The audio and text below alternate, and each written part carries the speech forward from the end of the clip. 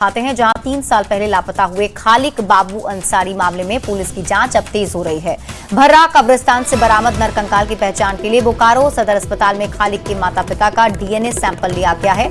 हड्डियों के सैंपल से मिलान कर ये पुष्टि की जाएगी कि नरकंकाल खालिक बाबू अंसारी का है या नहीं। पुलिस ने आरोपी सलाउद्दीन और गुड्डू की निशानदेही पर सोमवार रात नरकंकाल बरामद किया था।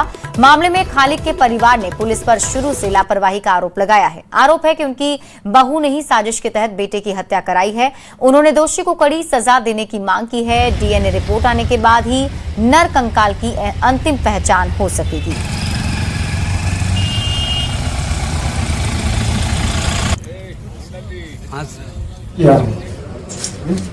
हमारा घर में रहना नहीं दिया, तो बहुत रिक्वेस्ट किया से रहने दीजिए, हमारा घर में नहीं रहने दिया। सब मिला हड्डी उड्डी जितना मुड्डी पैर का। हाँ कपड़ा उपड़ा तो नहीं है, 4 साल में सड़ गया तो कपड़ा तो नहीं मिला। गड्ढा में तोड़ दिया था तो सब मिल गया। अरे हमारा पास ले छीन के ले गया है और उसको मरवा दिया है। तो लक्षण खराब था इसलिए मरवा दिया लड़का। चाहता है कि हमारा लड़का सड़ गया है, लड़का खत्म हो गया, मरवा दिया। उन लोग को भी मरवा दीजिए, फांसी चढ़ा दीजिए। गढ़वा से बड़ी खबर है। दूल्हे को चश्मा पहनाना भारी पड़ गया। बाराती ने युवक की पीट कर हत्या कर दी। दूल्हे का मामा था मृतक रविंद्र यादव। चश्मा पहनाने से रोकने पर बात बढ़ गई। शिकायत के बाद पुलिस की जांच जारी है। आरोपी की अब तक गिरफ्तारी नहीं हुई है। धुरकी के सोनडीहा गांव की घटना बताई जा रही है। तो गढ़वा से आपको इस वक्त की बड़ी खबर बता रहे हैं, जहां दूल्हे को चश्मा पहनाना एक युवक को भारी पड़ गया। बाराती ने युवक की पीट कर हत्या कर दी है। जिसकी हत्या हुई है दूल्हे का मामा बताया जा रहा है। चश्मा पहनाने से रोकने पर बात बढ़ी थी, जिसके बाद ये मामला बिगड़ता चला गया। शिकायत के बाद पुलिस की टीम अब जांच कर रही है। राजधानी रांची के डोरंडा थाना क्षेत्र के डोरंडा कब्रिस्तान में दफनाए गए महिला के शव को पुलिस और मजिस्ट्रेट की मौजूदगी में निकाला गया। बता दें कि बीते शुक्रवार को 50 साल की नाहिद परवीन की मौत हुई थी। शव को पोस्टमार्टम के लिए रिम्स भेजा गया। दरअसल नाहिद अपनी गोद ली गई बेटी के साथ रहती थी। लाखों का खर्च करने पर जब मां ने टोका तो विवाद की शुरुआत हुई। आरोप है कि बेटी अपने बॉयफ्रेंड का खर्च उठाती थी और इसी के बाद बॉयफ्रेंड ने हत्या की साजिश रची थी। पुलिस ने जांच की तो आरोपी युवती को उसके बॉयफ्रेंड के साथ गिरफ्तार किया। अब इंतजार है पोस्टमार्टम रिपोर्ट का, जिसके बाद तस्वीर और साफ हो जाएगी। महिला का जो डेथ हो गई, उनके जब परिजन आए, उन लोग खबर की लड़की, और जब उनके परिजन आए तो गुस्ल करने के क्रम में वो लोगों को लगा कि नहीं, ये गिरने का मसला नहीं है, ये है डायरेक्ट हत्या का मामला है। और इसी क्रम में जो है कुछ कानाफूसी हो ही रही थी। और लड़की के जो डेथ की है उनके परिजनों ने आके थाना में आवेदन दिया। थाना में आवेदन देने के बाद जो है प्रशासन गई। प्रशासन लड़की को उठा के लेके आई है। लड़की ने जुर्म कबूल किया है। किस तरह का मामला है बता दीजिए। नहीं मालूम है भैया। किनका शो है ये? खाला का है। खाला का? हाँ। क्या हुआ था आपको? तो ये इतना मालूम? भैया बाहर से आए हैं, यूपी से आए हैं। क्या जानकारी मिला? गुस्ल के समय जब पहुँचे हैं तो बॉडी पूरा नहला वला धोला वला के रखा गया था। सही से देख भी नहीं पाए हैं। नहा धो के निकले मैयत में, बस शक हुआ था। फोटो वोटो देखा गया था। थाना से FIR हुआ है। उसी के आलोक में इसका पोस्टमार्टम के लिए कब्र से निकाल के ले जाया जा रहा है रिम्स। महिला का शव है, महिला का शव। राजधानी रांची के डोरंडा थाना क्षेत्र में एक सनसनीखेज मामला सामने आया है और इस मामले के सामने आने के बाद पुलिस प्रशासन की टीम डोरंडा कब्रिस्तान पहुंच चुकी है। देख सकते हैं कि जो शव को निकालने का कार्य है वो कब्रिस्तान से वो प्रयास किया जा रहा है, तो वहीं दूसरी तरफ यहां पर सुरक्षा के भी जो पुख्ता इंतजामात हैं वो किए गए हैं। मजिस्ट्रेट की प्रतिनियुक्ति में ये पूरा कार्य किया जा रहा है। जो जानकारी है उसके अनुसार महिला 50 वर्षीय महिला की हत्या उसकी गोद ली हुई बेटी यानी कि बोले तो मुंह बोली बेटी के द्वारा कर दी गई है। और ये जानकारी जब पुलिस प्रशासन को मिली उसके बाद पुलिस ने मजिस्ट्रेट की प्रतिनियुक्ति कराई और फिर अब शव को निकाला जा रहा है। मामले में जो जानकारी सामने है उसके अनुसार जो मृतका है उसकी गोद ली हुई बेटी के द्वारा अपनी मां की हत्या कर दी गई और इसके पीछे कई तरह की वजह जो है वो सामने आई है। खासतौर से ये बातें सामने आई है कि जो पैसों को लेकर मां बेटी में विवाद हुआ करता था और इसी विवाद के कारण बेटी ने मां की हत्या कर दी, क्योंकि उसे अपने प्रेमी को भी पैसे देने होते थे और उसके जो प्रेमी की मांग होती थी उन पैसों को लेकर, आर्थिक रूप से मदद को लेकर वो की जाती थी, जिसकी जानकारी उसकी मां को मिली और उसके बाद बेटी को फटकार लगाई तो बेटी ने अपने बॉयफ्रेंड के साथ मिलकर हत्या की साजिश रच दी। अब इस पूरे मामले में जो मृतका की बेटी है उसे और साथ में बॉयफ्रेंड और साथ में कुछ अन्य लोगों को हिरासत में लिया गया है, उनसे पूछताछ की गई है और फिलहाल पुलिस यहां पर शव को निकाल रही है और उसके बाद पोस्टमार्टम कराया जाएगा, जिसके बाद तमाम चीजें स्पष्ट हो सकती हैं और पुलिस इस पूरे मामले का जल्द खुलासा कर सकती है। रांची से कैमरामैन प्रभाकर के साथ ओम प्रकाश, न्यूज़ 18 रांची। रामगढ़ से बड़ी खबर है। गोला वन क्षेत्र में हाथियों का उत्पात देखने को मिला है। झुंड ने बागान को पूरी तरह रौंद दिया, आम के पेड़ों को तहस नहस कर दिया। पास के जंगल में हाथी मौजूद हैं। वन विभाग को इसकी जानकारी दी गई है। अब हाथियों को खदेड़ने की गुहार ग्रामीण लगा रहे हैं। तो रामगढ़ से आपको ये बड़ी खबर बता रहे हैं। बयानवीर स्वास्थ्य मंत्री इरफान अंसारी और उनके समर्थकों पर न्यूज 18 के हजारीबाग रिपोर्टर से बदसलूकी का आरोप लगा है। न्यूज 18 के रिपोर्टर के सवाल मंत्री और उनके समर्थकों को ऐसे चुभे कि रिपोर्टर से खुलेआम बदसलूकी की गई। ये सब कुछ हुआ स्वास्थ्य मंत्री की मौजूदगी में, लेकिन हैरत की बात रही कि मंत्री ने इसे रोकने तक की कोशिश नहीं की। मामला गरमाया तो बीजेपी ने भी स्वास्थ्य मंत्री पर गंभीर सवाल उठाए और कैबिनेट से बर्खास्त करने तक की मांग कर दी है। पूरी खबर इस रिपोर्ट में देखिए। क्या मंत्री से सवाल पूछना गुनाह है? लोकतंत्र में तानाशाही वाला रवैया क्यों? चतरा हादसे पर सवाल क्यों भड़के समर्थक? मीडिया पर हमला, आरोपी पर कार्रवाई कब?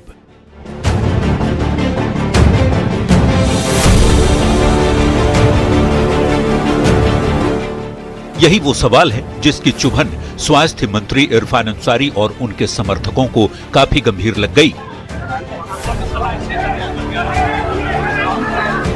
सवाल था चतरा में 23 फरवरी को एयर एम्बुलेंस क्रैश से जुड़ा हुआ।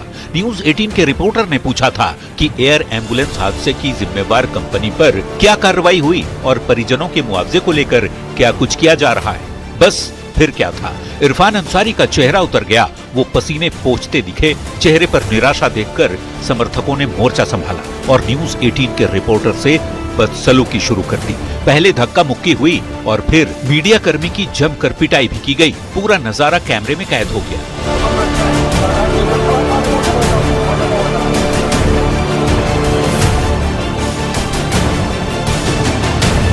दरअसल इरफान अंसारी हजारीबाग में मुफस्सिल थाना क्षेत्र के पौता गांव के जंगल में 3 शव मिलने के बाद हालात का जायजा लेने पहुंचे थे। मृतक के परिजनों से मुलाकात की और प्रशासन को जांच का आदेश दिया।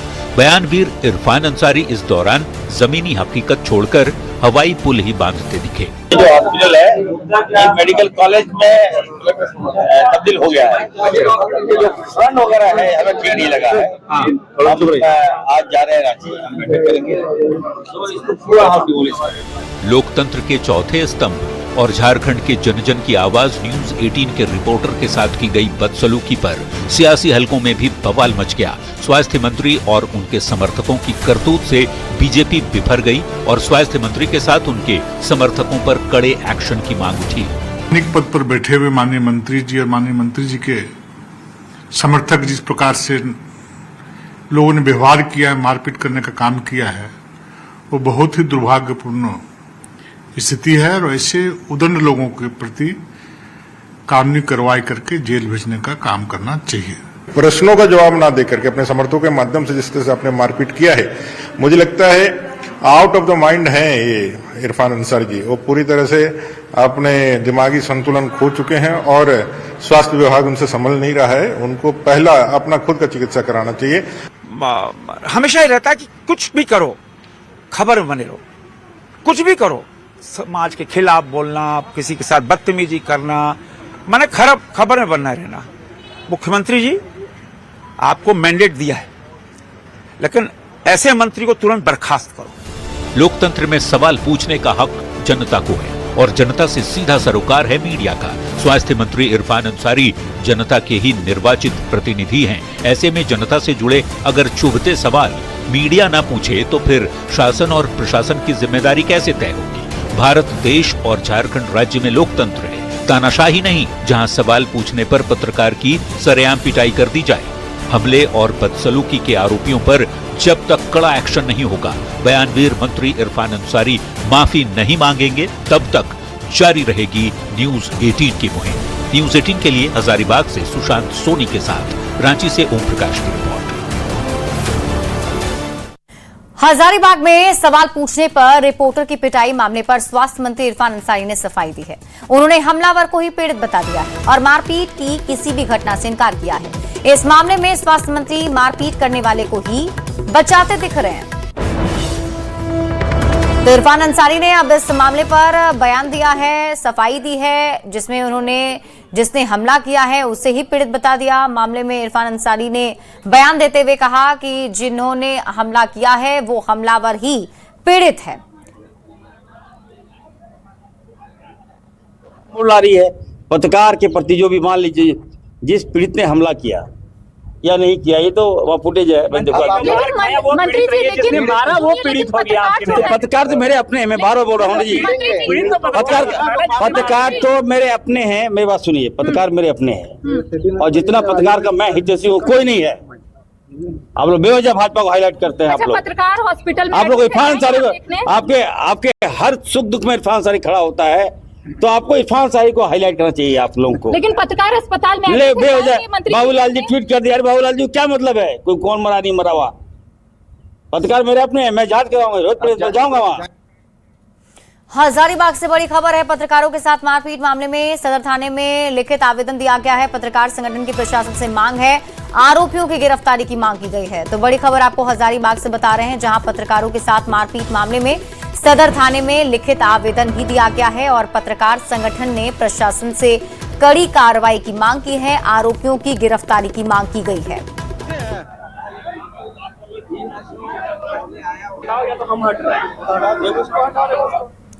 वहीं हजारीबाग में पत्रकार की पिटाई मामले पर बीजेपी प्रवक्ता प्रतुल शाहदेव ने भी बयान दिया है। क्या कुछ उन्होंने कहा है वो आपको दिखाएंगे, लेकिन देखिए जिस तरीके से ये मारपीट की घटना घटी है उससे अब जरूर कई बड़े सवाल उठ रहे हैं। क्या कुछ प्रतुल शाहदेव ने कहा है आपको दिखाते हैं। और ऐसा लगता है झारखंड सरकार के मंत्री इरफान अंसारी जी का विवेक और संवेदनशीलता सब मर गया।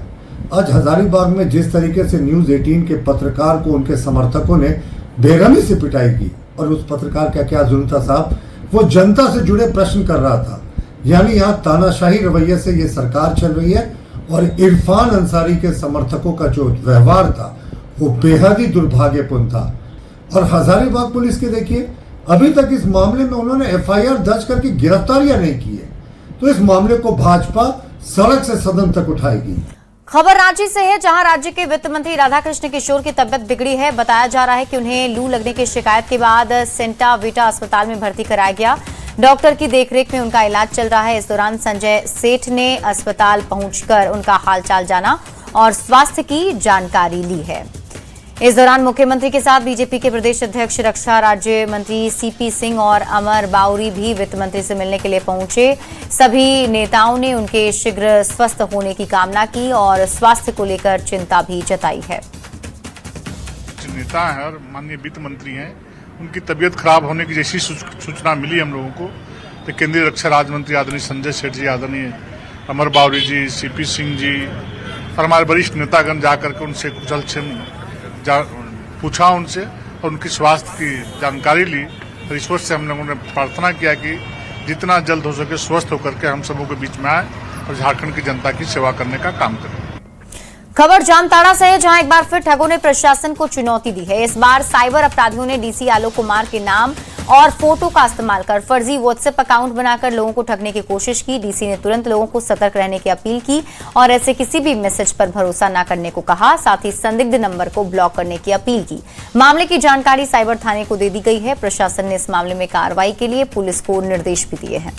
पता चला है और इसके लिए मैं सारे जिला वासियों को आगाह करना चाहता हूं कि जो मेरे नाम से फेक अकाउंट बनाया गया है और उससे एकदम बच के रहें और उसको रिस्पॉन्ड ना करें और उसको रिपोर्ट करें, क्योंकि बहुत बार ऐसा पूर्व में हो चुका है कि फेक अकाउंट बना के धनराशि की मांग की जाती है या कुछ और प्रलोभन दिया जाता है। तो इससे एकदम सचेत रहें, सजग रहें।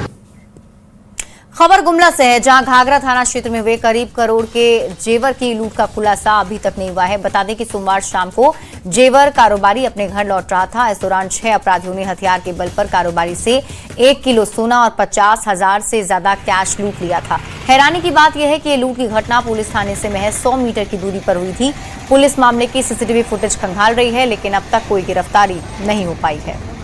जांच पहुंची अभी हम लोग एक स्पेशल टीम जो है इसमें हम लोग काम कर रहे हैं और जहाँ से जो एक्यूज है जहाँ से उसका एंट्री हुआ है और एग्जिट हुआ है, तो दोनों लोकेशन से हम लोग देख रहे हैं उसका कहीं भी अगर लीड मिल रहा है। 2 जगह हम लोग को मिला है लीड, लेकिन वह स्पष्ट उसका फिगर नहीं है।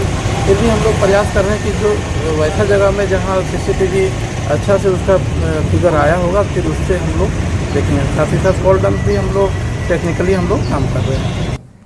बीजेपी महिला मोर्चा की ओर से रांची में नारी शक्ति बंधन अधिनियम के समर्थन में विशाल मशाल जुलूस निकाला गया और इस मशाल जुलूस के जरिए बीजेपी महिला मोर्चा की ओर से विपक्ष पर हमला बोला गया। सदन में महिला आरक्षण विधेयक गिर जाने पर महिलाओं में नाराजगी की बात कही गई और जुलूस के जरिए महिलाओं के अधिकार और सशक्तिकरण पर जोर देते हुए विपक्ष का महिला विरोधी चेहरा सामने लाने की कोशिश की गई।